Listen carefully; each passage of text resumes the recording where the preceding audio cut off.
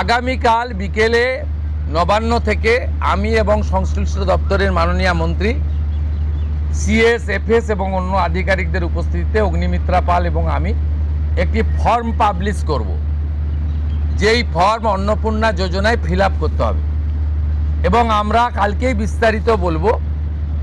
কারণ এনরোলমেন্ট যখন যত তাড়াতাড়ি করবেন তত বেনিফিট আমরা দিতে পারবো। আমাদের অন্নপূর্ণা যোজনার প্রক্রিয়াটা শুরু হয়ে যাবে কাল থেকে। যেমন যেমন ফর্ম ফিল আপ হবে তেমন তেমন ৩,০০০ টাকা ট্রান্সফারও শুরু হয়ে যাবে। আর যতক্ষণ না ৩,০০০ টাকা ট্রান্সফার হচ্ছে, স্বাস্থ্যসাথী যেমন কন্টিনিউ রাখা হয়েছে আয়ুষ্মান ভারত কনভার্ট না হওয়া পর্যন্ত, এখানে আপনার লক্ষ্মী ভাণ্ডারকেও কন্টিনিউ করা হবে। বিস্তারিত কালকে আপনারা জানতে পারবেন, ফর্মের কপিও আপনারা কালকে পাবেন। অফলাইন অনলাইন অবশ্যই থাকবে, শুধু পাবলিকের উপরও ছেড়ে দেওয়া হবে না। বিধায়করা নিজ উদ্যোগে ফর্ম ফিল আপ করাবেন এবং সরকারও বিডিওদের নেতৃত্বে প্রত্যেক বাড়িতে বাড়িতে ফর্ম ফিল আপের জন্য সহযোগিতা করার জন্য লোক পাবেন। এবং মাথায় রাখতে হবে, ভারতীয়রাই কেবলমাত্র এই সুযোগ পাবেন, অভারতীয়রাই সুযোগ পাবেন না।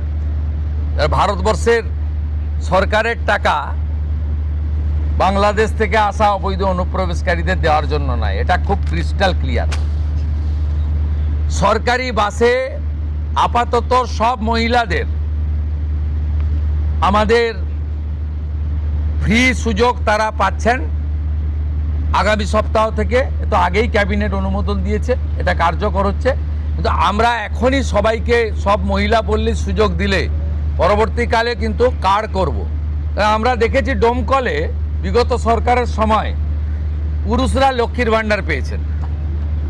কেউ যদি মুখ মাথা চাপিয়ে রেখে শিলিগুড়ি থেকে এনবিএসটিসির ভলভো বাসে উঠলেন দীঘা আসবেন বলে,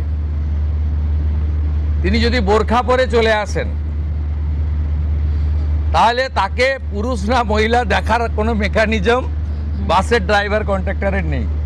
আপাতত চালু করলেও পরে আমরা মহিলাদের জন্য আলাদা ফ্রি কার্ড করে দেওয়ার। কোথায় কোথায় ক্যাম্প হবে আপনার এলাকার মধ্যে, আর অনলাইনে কি করে আপনারা অ্যাপ্লিকেশন করবেন, অনলাইনের সম্পূর্ণ পদ্ধতি সবার আগে নোটিফিকেশন আপনারা পেয়ে যাবেন আমার ভিডিওর মাধ্যমে।